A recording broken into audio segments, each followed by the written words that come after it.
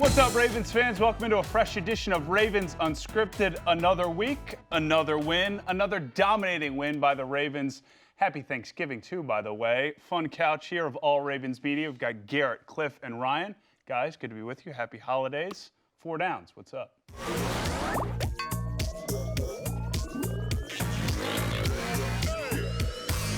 All right, Garrett, I had to do the math. Plus 140 point differential the last 5 games. It's hard for me to imagine, and this team and this offense has done it in a variety of ways. After the game in LA, do you feel confident saying this is the most complete team in the league? Yeah, I absolutely do. They have an offense that hasn't been stopped, and I think you look at the body of work for the Ravens, and they've beaten some of the best teams in the NFL. They've beaten the Patriots. They've beaten the Seahawks. If you're looking at the power rankings right now, those are 2 teams that, along with the Ravens, are going to be right there in the top 5, top 6. And now this week, they're going to get a chance to prove it once again against the San Francisco 49ers. So I think that when you look at the Ravens offense, no one's stopping it. When you look at their defense, they've consistently gotten better over the course of the year, and their defense is playing at an incredibly high level. And then just the body of work, beating good teams.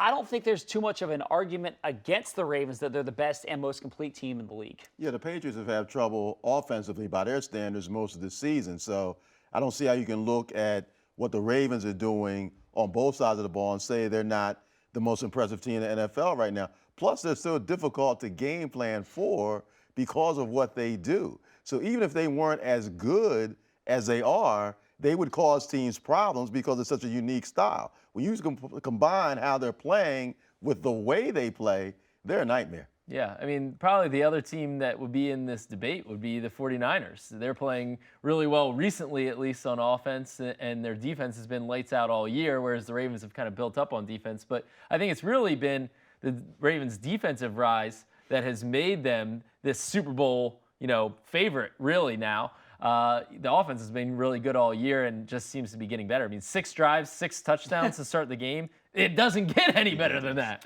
All right, Cliff, second down, Lamar Jackson. It's our weekly segment here.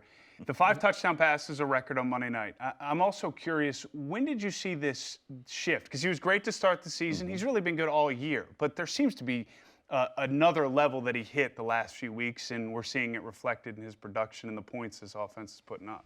Yeah, I think the biggest thing I've noticed the last few weeks is his patience in the pocket. He is sitting in the pocket so well and for so long. Give the offensive line credit for giving him time to do that.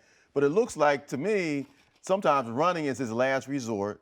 He's really the way he can see the field and can perform like a pocket passer until he isn't. Yeah. So now he's like one of the best pocket passers in the NFL and unquestionably the best running quarterback in the NFL, which makes him an unstoppable combination. It's funny, sometimes in the press box, I find myself, and we're not supposed to cheer or say anything, but I'm like, run, Lamar! And you don't expect to say that. I don't see you following any sort of rules. You have purple Kool-Aid there too, right?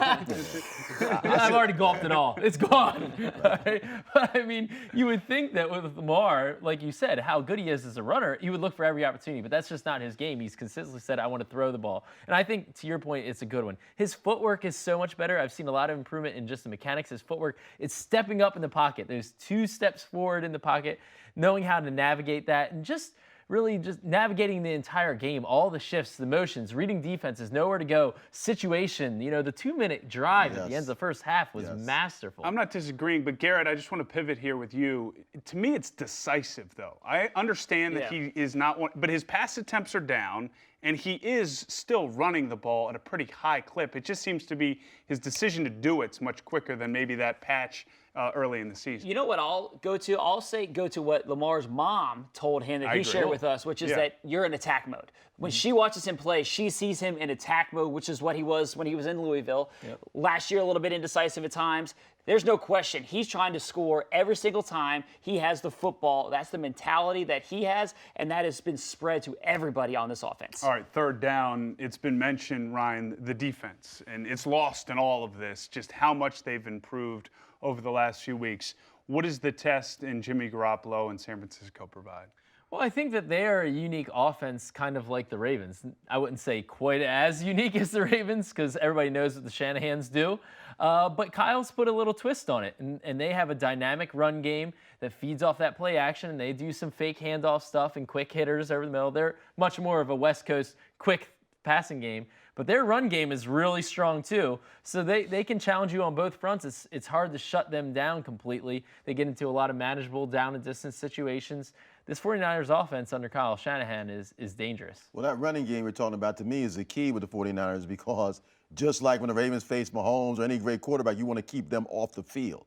And I'd be shocked if the 49ers game plan, a large part of it wasn't, we want to control the football. We want to see Lamar on the sidelines, not hurting us, not out on the field. So it's going to be key for the Ravens to control that running game, and that's easier said than done, particularly if the 49ers decide, hey, we just want to play bully ball, try and hold it as much as we can. I think the Ravens will sign up for some bully ball. I don't think they'll be like, all right, let's go. All right, fourth down, and Garrett, let's stay with the 49ers and flip it. And this defense has been tops in total defense, number one against the pass, but this seems to be the script each week that they haven't seen somebody like Lamar in this offense. So what do you think they create in a challenge? This is going to be the best test that the Ravens offense has faced all season long. And I think defensively, yes. And I think that the reason I point to the 49ers is their defensive front. Yeah. They've had such a good defensive front. And if there is a blueprint to stop this Ravens offense, everyone's trying to figure out, I don't think it's that simple. But if there is a blueprint, I think it's just to blow things up at the point of attack, blow up the offensive line, set the edge with those good outside guys, and then get penetration up the middle. If there's a team that can do that, I think the San Francisco 49ers have the best chance to do that, and we'll find out. Well, we were just talking about that last week against the Rams. Yeah. I mean, they had a ridiculous defensive front with Aaron Donald, the best defensive player on the planet. Michael Brockers is no slouch. Dante Fowler's a first-round pick. I mean, they had the front too, and the Ravens lost Matt Skura early in that game and still handled that front. But I still agree with you.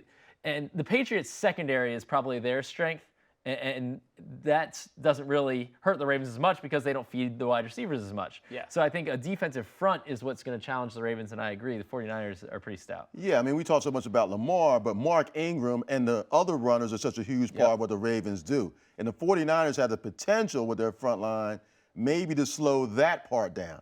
And if you do that and then put more on Lamar's plate, it gives you a better chance to win. When you have Ingram carving you up and Lamar carving you up, you've got no chance. Unbelievable matchup, 1 p.m. at M&T Bank Stadium. We'll continue to break it down coming up next with Love It or Hate It.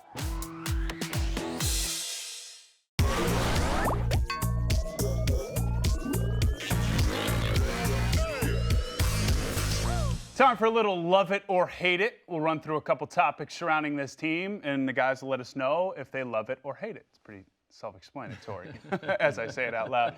Cliff, you're up first here. Patrick Ricard. Everybody loved him as the dual threat. He still is that, playing both sides. But love or hate the idea that the defense is becoming less of the picture, and he's really become one of the best fullbacks in the NFL. Well, I hate it because it was just so interesting to see him doing both at such a prolific level.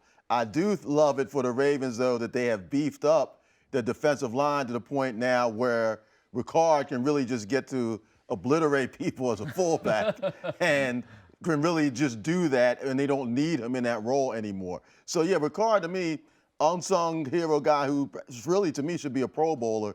Having him as a fullback, having Nick Boyle as a tight end, they've got like 7 offensive linemen on the field sometimes, which is another key to their running game. So Ricard has been, to me, a huge story, but I do believe the days of him being so much a part of the defense are probably behind because they don't need him in that role. Yeah, I hate that the NFL's only two-way player might be dying. It might be prehistoric now.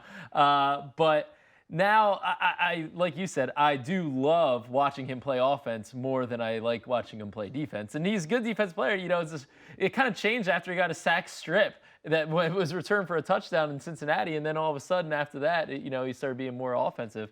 But I just love watching him truck people. It's one of my most enjoyable parts of the game. All right, we'll keep it rolling here. This is a unique week for this team and a challenging week. The obvious, Monday night, West Coast, you get back really early, late, however you want to say it, on Tuesday. Thanksgiving, once again, happy Thanksgiving to everybody on Thursday. That is a potential, as ugly as it sounds, Garrett, distraction. And now you've got the arguably best team, along with the Ravens in the NFL, coming in on a Sunday at 1. So love or hate how this schedule kind of played out. I actually love it. I know it's a short week, the long trip back from the West Coast on Monday Night Football, and Thanksgiving's thrown in there. But the reason I love it is because you have a West Coast team coming east. They also have to travel from the West Coast to the East Coast. They have Thanksgiving this week as well. It's still Thanksgiving out there on the West Coast. And it's a 1 o'clock game on Sunday, which historically is really challenging for a West Coast team to come east and play at 1 o'clock, 10 o'clock their body time. So for those reasons, I love it. And I think that this creates an edge, and we've talked about this a lot, the fact that John Harbaugh is always looking for motivating factors. Like, this is one where you, not just because the opponent's great,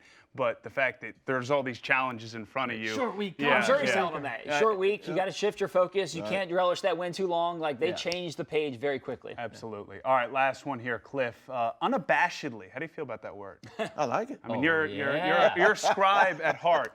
Unabashedly that the Ravens are the contender, the leader in the clubhouse to make a Super Bowl run. Love it or hate it? I love it because I do believe that even if they don't get the number 1 seed, as we've seen in the past, they have the makeup to go up to New England, assuming that's who they would have to do it against, and win the game. So I love the fact that they are in this position, and I love how they're handling it. A lot of teams can't handle success, particularly young teams. I think that's been one of the most impressive things about the Ravens this year is that we forget sometimes how young some of their key players are, and they have a lot of players, even though the Ravens have a great history as a franchise, who haven't been in this position before. And they've brought in new players on top of that. Yet it doesn't seem to matter. It's like instantly the Ravens, when you become a Raven this year, you get caught up in the culture of what they're doing. So I love the fact that they, to me, are a Super Bowl favorite. I love the way they're handling it. I don't think it adds any extra pressure to them. You know what I love is the way that this team is not scared of the fact that they're Super Bowl Well, and they contenders. say it a lot. Lamar Lamar knows says it in that's every what we're podium. saying. Exactly. That's what we're saying. That's what I love. Yes. And from the start of Lamar Jackson's Ravens career with that draft interview to every interview today, he says, I'm trying to get to a Super Bowl. He is not scared of that, and I love that attitude. There's no more Festivus Maximus in Baltimore. They were banned from saying the word Super Bowl back in 2000. Lamar Jackson has changed that. I think John Harbaugh isn't about that either. He's always made it clear that the Super Bowl is the standard here. But I also think that Lamar's influence has also led guys to say, you know what? Man, we want to win it for that guy. We want to win it because of that guy. We're not scared to let everybody know that we think we're good enough to win a Super Bowl. This is where they're trying to get. I mean, I think that's ultimately what the point of all that is. Whether it's in the middle of a game and John Harbaugh's talking to Lamar and saying in 20 years kids are going to be wearing your jersey and him saying, I don't care, I just want to get to a Super Bowl. Like, that drives every part of what's happening in this building. The practices, the meeting rooms, the weight room. That Super Bowl goal is what is on the top of their mind every single day. It starts with Lamar Jackson, and it carries throughout everyone in the building. And that's when we talk about peaking too early and handling success like you're talking about. I think that this team truly does see, hey, every week is a chance to build towards the Super Bowl, and we're not going to be satisfied with what we've done so far and being 9-2 and all that stuff. We got the Super Bowl. That's right. You know, so we have to keep improving. They know that, and I think that having that lofty goal up there isn't distracting for them. I think it's motivating. This team in its makeup can't be satisfied until they win the Super Bowl. They can't. At this point, they can't. They've been so good. So what Mark Ingram said after the game, Los Angeles game, we want to be champions. We people are talking about us now. They love us. Everybody loves us. We're not champions yet. We can't be champions until February, so we can't be satisfied. They're not the only ones talking about it. Everyone in this town and that's a fan of this organization is as well. More Unscripted coming up after this.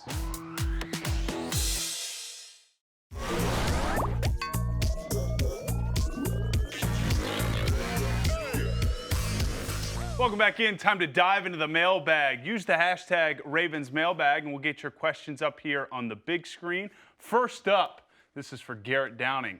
How do you think the loss of Matt Skura will affect the offense? Well, I think it's a tough blow for the offense. Matt Skura was having a really good season, and he's somebody that kind of had ascended this year. But Patrick McCary stepped in last week, and didn't miss a beat at all. And I thought that was really said a lot about him. He's an undrafted guy. If you go back at the time when we were all making our 53-man rosters, a lot of people had him off the roster. But he's somebody who did not play center in college at all. Didn't play center at all in college. Had to go back to his high school days of playing center. He stepped into the starting lineup, played at a really high level, and I think that he's going to basically hold the fort for this offensive line. I do not, as good as Skura was playing, I do not think that his injury will be kind of like a death blow to this offensive line. Yeah, this is the first major blow. We'll see how it affects them.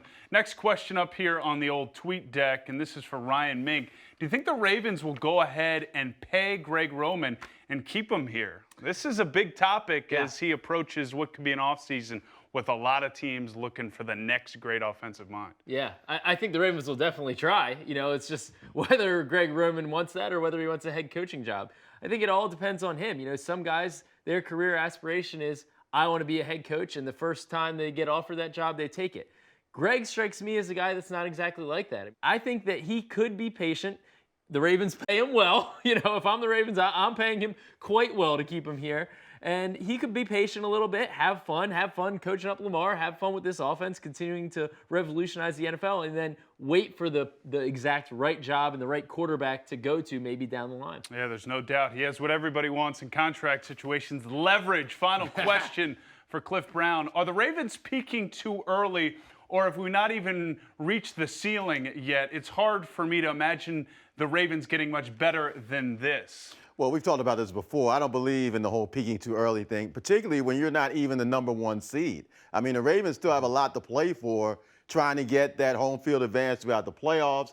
I love how their focus has been on each game, not looking past anyone, whether it's the Bengals or the Rams. It doesn't matter who the Ravens play. They're kind of like playing against themselves to me. As long as they feel that they're ready to play, they're going to keep winning. I don't think this is something they need to worry about. I don't think this is something they are worried about. And sure, why not just run the table? I mean, if you do that, I think you win the Super Bowl. I think John Harbaugh is the master of finding different ways to motivate the players. This past week, going out to L.A., there's a bunch of California natives who all got game balls after the game, and Marcus Peters returning to play against the Rams. That was a motivating factor. Every week, you know, this week it'll be the 49ers, who are supposedly the NFL's best team. You know, here we go. Let's see. I think every week they'll find something. Well, I think Mailbag's peaking a little early. Let's keep these good questions coming. Coming up next on Unscripted, it's Soapbox. Stay with us.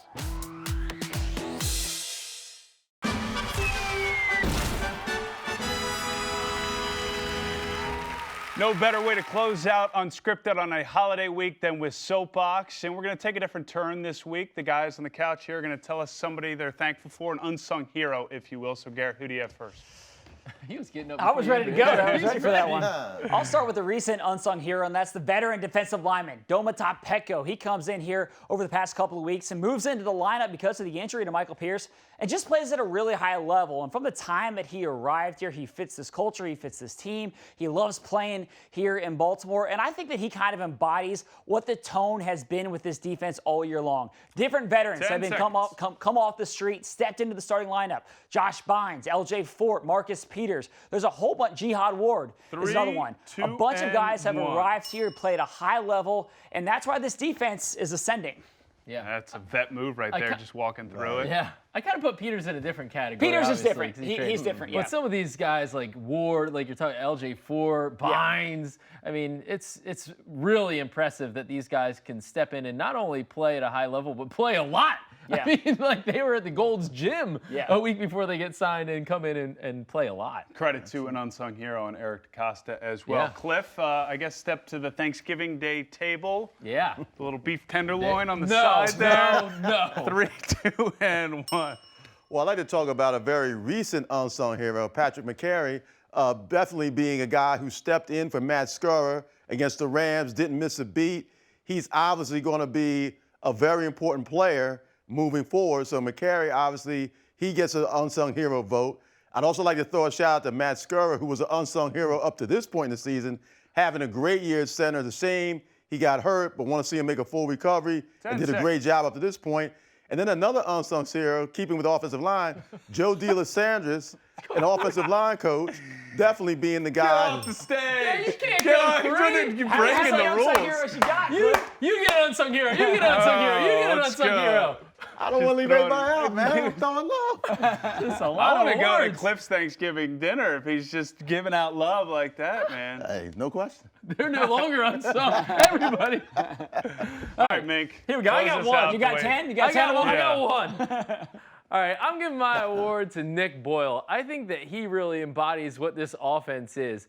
A bunch of selfless guys willing to do their job no matter what is asked. I think a lot of us, when he signed a 3-year contract extension this offseason, and was the first guy really targeted this free agent season, we were like, all right, for Nick Boyle. And now we've seen just what an integral part he does. So important in the run game and his blocking off the edge. He's like a 6th offensive lineman. He's flashed his hands, scored a touchdown against the Patriots. It's one of the best moments. Nick Boyle is what helps make this whole thing run. Hit that bell another time. He's a hen, too. And he's a hen. That's Shout out true. to the That's why hens. you love him. I think that it's a testament to this team. You have stars, A-list, possible MVPs at the top, and then you have guys that know their roles throughout that are appreciated in this building, but on the outside, people don't know about it. Completely. I mean, that's why when they re-signed him, they're like, he is vital for this offense. And he's only proven that week in and week out, willing to do the dirty work and just in the trenches, just mauling people. Just mauling people. I mean, this 3, I really think besides Lamar, the 3 tight ends are the stir that straws the drink offensively. Yeah. I mean, I just think that your point is a great one. A lot of guys understand what their roles are on this team, whether it's to be Lamar and be the center point of the attention, or whether it's to put Lamar in the best position to make those plays. And you're Nick Boyle, who doesn't catch as many passes as some other tight ends around the league, but he's okay with that because he knows that he's on this great offense. There's a lot of guys doing things like that, and I think that's why the Ravens are where they are right now. Do you straw the drink, or do you stir it? You stir the drink To with the stir straw. the straw. The straw that stirs the drink. Did I mix it I was up? going to let it go. What did It was all over it. I was going to let it go. I always butcher stuff like that. I can never get a saying right. I think it's the turkey and the tryptophan You want that's already beef tenderloin for Thanksgiving. Don't even Let give us me know a in the problem. comments below. Are you good with beef tenderloin at a No. Thanksgiving Day dinner? No. Try it. It's fantastic. Hey, vote for the Pro Bowl, by the way. NFL.com/Pro Bowl vote. And maybe you can get as many of these Ravens in there as possible. Have a great week, everybody. Enjoy the game on Sunday, and we'll be back here next week to break it all down.